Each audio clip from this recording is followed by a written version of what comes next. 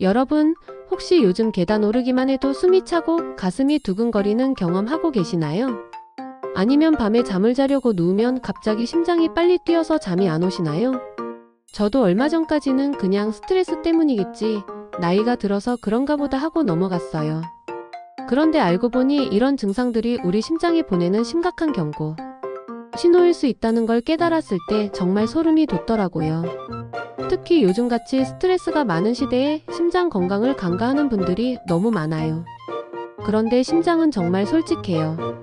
조금이라도 이상이 있으면 바로 우리 몸에 신호를 보내거든요. 문제는 이 신호들을 대부분 그냥 넘어간다는 거예요. 지금부터 말씀드릴 6가지 증상들 하나라도 해당된다면 정말 심각하게 받아들이셔야 해요. 끝까지 보시면 심장을 다시 건강하게 만들 수 있는 간단하면서도 효과적인 방법까지 알려드릴게요. 심장이 약해지면 가장 먼저 나타나는 증상은 바로 이상한 피로감이에요. 그냥 평범한 피로가 아니라 뭔가 다른 피로감이죠. 충분히 잤는데도 아침에 일어나면 이미 지쳐있고 조금만 활동해도 금방 지치는 거예요. 왜 이런 일이 생길까요? 심장이 약해지면 온몸에 혈액을 제대로 공급하지 못해요. 마치 물펌프가 고장나서 물이 제대로 안 나오는 것과 같은 상황이죠. 그러면 우리 몸의 모든 세포들이 산소와 영양분을 충분히 받지 못해서 에너지를 만들 수 없어요. 그래서 계속 피곤한 거예요. 특히 이런 피로감은 쉬어도 잘 회복되지 않아요. 보통 피로는 충분히 쉬면 좋아지잖아요.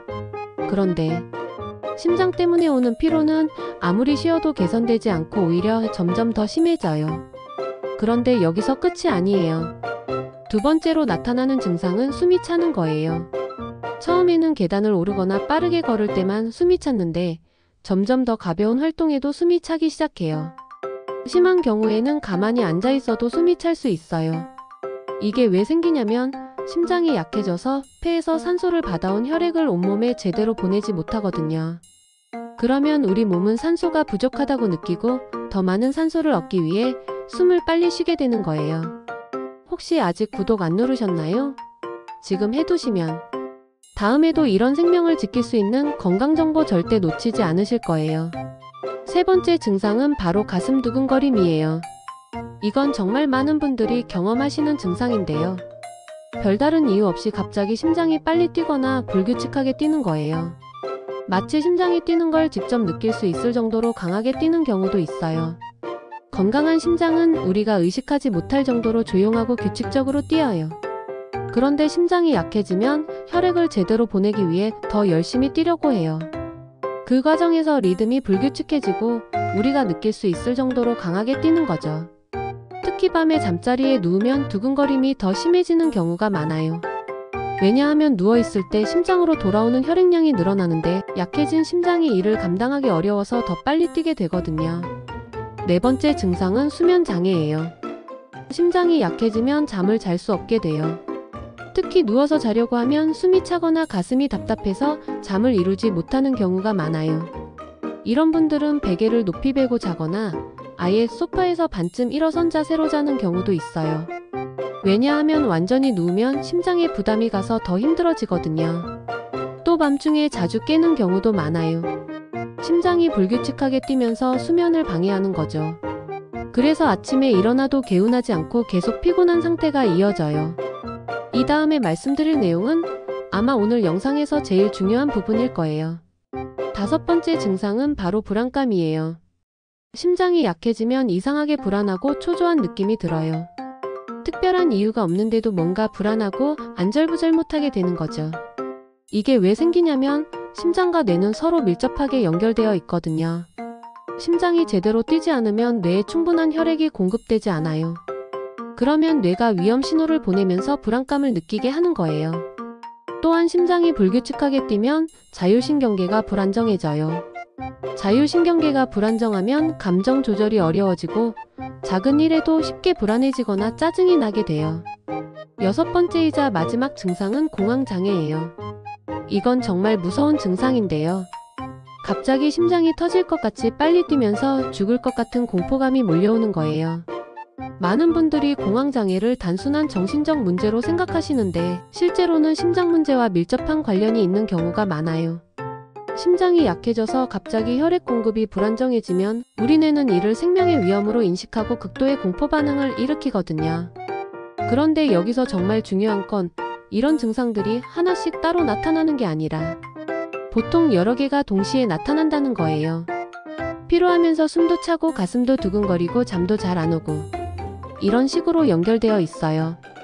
혹시 지금까지 말씀드린 증상들 중에 해당되는 게 있으시다면 정말 심각하게 받아들이셔야 해요. 특히 3개 이상의 증상이 동시에 나타난다면 즉시 병원에 가서 정확한 검사를 받아보시길 강력히 권해드려요. 그럼 이렇게 약해진 심장을 다시 건강하게 만들 수 있을까요? 다행히 방법이 있어요. 심장은 근육이거든요. 다른 근육들과 마찬가지로 올바른 방법으로 관리하면 다시 강해질 수 있어요. 가장 중요한 건 바로 규칙적인 운동이에요. 그런데 여기서 주의하실 점이 있어요. 갑자기 무리한 운동을 하면 오히려 심장에 부담이 될 수 있거든요. 천천히 시작하는 게 중요해요. 처음에는 가벼운 산책부터 시작하세요. 하루 10분씩 걷는 것부터 시작해서 점점 시간을 늘려가는 거예요. 2-3주 후에는 15분, 한 달 후에는 20분 이렇게 천천히 늘려가면 돼요. 그 다음에는 계단 오르기를 추천해요. 계단 오르기는 심장 근육을 강화하는 데 정말 효과적인 운동이에요. 처음에는 1-2층만 올라가도 충분해요. 숨이 차면 잠시 쉬었다가 다시 올라가시면 돼요. 수영도 좋은 운동이에요. 물의 부력 때문에 관절에 무리가 가지 않으면서도 심장 근육을 효과적으로 단련할 수 있거든요. 특히 배영이나 자유형보다는 물에서 천천히 걷는 것부터 시작하는 게 좋아요. 이 내용 흥미로우셨다면 지금 좋아요 한번 눌러주세요. 뒤에 더 중요한 심장 건강 비법 이어집니다. 운동만큼 중요한 게 바로 식단이에요. 심장 건강에 좋은 음식들을 꾸준히 드시면 정말 큰 도움이 돼요. 가장 좋은 음식은 등푸른 생선이에요.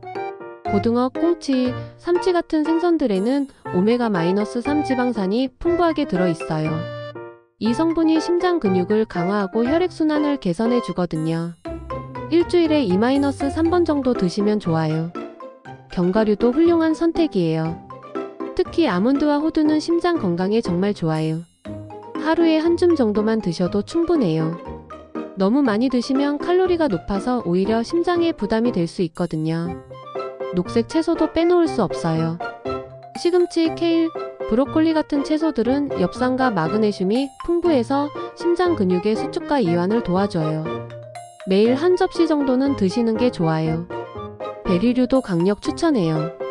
블루베리, 라즈베리, 딸기 같은 과일들은 항산화 성분이 풍부해서 심장세포의 손상을 막아줘요. 간식으로 드시면 달콤하면서도 건강에 좋아요. 그런데 여기서 정말 중요한 건 피해야 할 음식들도 있다는 거예요. 특히 나트륨이 많은 음식들은 정말 조심하셔야 해요. 짠 음식을 많이 드시면 혈압이 올라가고 이는 심장에 큰 부담을 줘요. 인스턴트 식품, 가공식품, 패스트푸드는 가능한 한 피하시는 게 좋아요. 이런 음식들에는 나트륨뿐만 아니라 트랜스지방도 많이 들어있거든요. 트랜스지방은 혈관을 막히게 해서 심장 건강에 정말 해로워요. 단 음식도 조심하셔야 해요. 설탕이 많이 들어간 음식을 자주 드시면 혈당이 급격히 올라가면서 심장에 부담을 줘요. 특히 탄산음료나 과자류는 가능한 한 줄이시는 게 좋아요. 스트레스 관리도 정말 중요해요. 스트레스는 심장 건강에 최대적이거든요. 스트레스를 받으면 코르티솔이라는 호르몬이 분비되는데 이게 심장 근육을 약화시키고 혈압을 올려요. 명상이나 요가 같은 이완 운동을 추천해요. 하루 10분만 명상을 해도 스트레스 수치가 확실히 낮아져요. 처음에는 어려우시겠지만 조용한 곳에서 눈을 감고 천천히 숨을 쉬는 것부터 시작해보세요. 취미 활동도 좋은 방법이에요. 음악 듣기, 책 읽기, 그림 그리기 같은 활동들은 마음을 안정시키고 스트레스를 해소하는 데 도움이 돼요. 특히 좋아하는 음악을 들으면 심장 박동이 안정되는 효과가 있어요. 충분한 수면도 빼놓을 수 없어요. 잠을 자는 동안 우리 심장은 휴식을 취하고 회복하거든요. 하루 7-8시간 정도는 충분히 주무시는 게 좋아요. 잠자리에 들기 전에는 카페인이나 알코올을 피하시고 가벼운 스트레칭을 하시면 더 깊은 잠을 잘 수 있어요. 침실 온도는 조금 서늘하게 유지하시고 어둡고 조용한 환경을 만들어주세요. 물도 충분히 드세요. 탈수 상태가 되면 혈액이 끈적해져서 심장이 더 힘들게 일해야 해요. 하루 8잔 정도의 물을 나눠서 마시면 좋아요. 한 번에 많이 드시지 마시고 조금씩 자주 드시는 게 좋아요. 담배는 절대 피우시면 안 돼요. 담배는 혈관을 수축시키고 혈액순환을 방해해서 심장 건강에 치명적이에요. 이미 피우고 계시다면 지금이라도 끊으시는 게 좋아요. 술도 적당히 드셔야 해요. 적당한 음주는 심장 건강에 도움이 된다고 하지만 과도한 음주는 심장 근육을 약화시키고 부정맥을 일으킬 수 있어요. 정말 놀라운 건 이런 생활 습관들을 바꾸기 시작하면 빠르면 2-3주 안에 변화를 느낄 수 있다는 거예요. 처음에는 조금 힘들 수 있지만 시간이 지나면서 피로감이 줄어들고 숨차는 것도 개선되고 잠도 더 잘 자게 돼요. 3개월 정도 꾸준히 하시면 정말 큰 변화를 경험하실 수 있을 거예요.